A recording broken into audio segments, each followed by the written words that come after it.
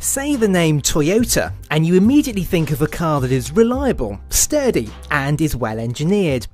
But apart from a few exceptions over the years, you wouldn't think of a Toyota as being daring, would you? Well, you can now, because this is the Toyota CHR, and like some of the very best designs, you're either going to love it or hate it. CHR stands for Coupe High Rider, and whilst it may look a little like a Nissan Juke with its divisive looks, the CHR is larger and rivals the Nissan Qashqai. If you think its sister car, the Toyota RAV4, is a little ordinary, the CHR is the antidote. And don't think it's a weird Japanese designed irrelevance, because the CHR has been designed with Europeans in mind. Because we Europeans sometimes place design above anything else, this CHR's interior is like no other Toyota in the model range. So there's some really funky design shapes. I particularly like this diamond pattern that's on the doors. It's repeated in the switchgear here, in the headlining and in the lights up here. It's really very funky in here. I love the way the dashboard wraps around the driver, and the quality in here is particularly good. There's lots of soft touch plastics dotted around the cabin. It's easily the best car Toyota makes for quality.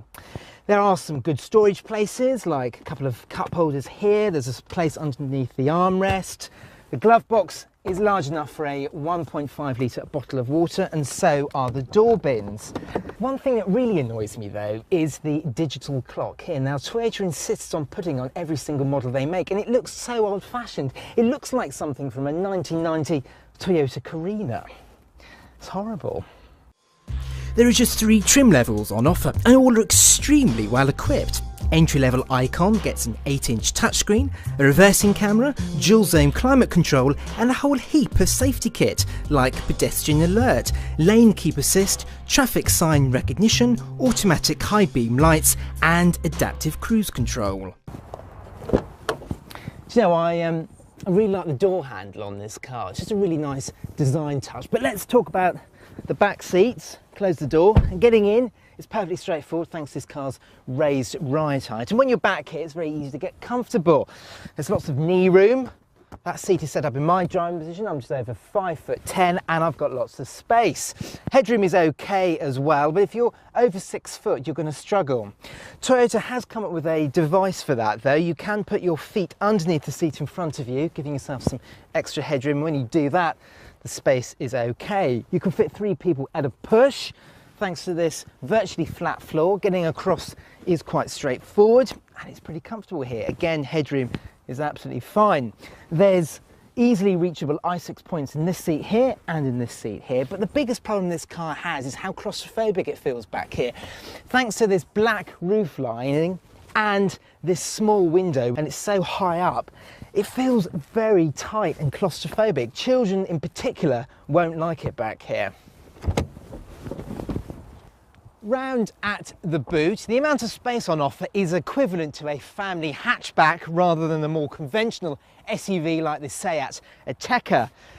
Let's load the car by suitcase in, and you can see you could probably fit 2 of those in there once you've got over this quite high boot lip and the drop into the boot floor. You can make the space larger with the 60/40 folding rear seats, and once you've done that, you can load those larger items in. Just a bit of a shame that there's a step between the back of the seat and the boot floor, and the fact there's no clever touches back here. There's no movable boot floor or underfloor boot storage. It's all very straightforward under the CHR's bonnet, because there's just the choice of a 1.2 litre turbo petrol or a hybrid model that uses a 1.8 litre petrol engine mated to an electric motor. However, despite it using the same petrol engine and electric motor setup you find in the Prius, in the CHR hybrid it's nowhere near as good. The electric motor feels very disinclined to ever drive around in full electric mode, and when it does, you've probably only got around 1 mile of electric range. Happily, this 1.2 turbo petrol is better suited if you're a keen driver. It's very punchy and very smooth, and whilst it is a little bit coarse at high revs, for the most part it's a very smooth and refined engine. It's particularly well suited to the 6-speed manual gearbox, and unusually the gearbox blips itself when you're changing down, adding that little extra sporty feeling. And it's pretty economical. Toyota claims the 1.2 should return 47 mpg, and we got around 41. Meanwhile, for the hybrid, Toyota says 72 mpg is possible, but in the real world, this will be considerably less if you don't drive it carefully. This 1.2 turbo is actually really quite good fun to drive. The steering is light and accurate, the body doesn't roll around, and despite all of this, the ride is pretty good as well. The driving experience is a little different in the hybrid model thanks to the batteries adding some extra weight. The car feels a little bit more ponderous to drive. However, Toyota is realistic and says the hybrid will appeal more to people who live in the city rather than those who like to drive with enthusiasm on country roads, but even the most ardent fan of hybrid motoring will find it frustrating. The engine never really wants to travel in EV mode, and even gentle applications of the throttle send the engine rev soaring to a thrashy and coarse drone. So far, so good then, but one thing I cannot forgive Toyota is rear visibility. That pillar is so thick it makes parking really very difficult. Luckily Toyota knows this, and there's a parking camera fitted on every single model, and on the mid-trim and on the top trim there is blind spot monitoring, so you don't pull out in front of people on the motorway.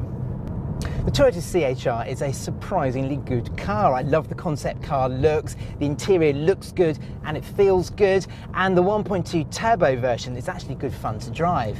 Now if you're in the market for a daringly designed SUV, then make sure you watch our review of the Peugeot 3008 at the top or our SUVs playlist at the bottom. And don't forget to hit our logo to subscribe to our channel.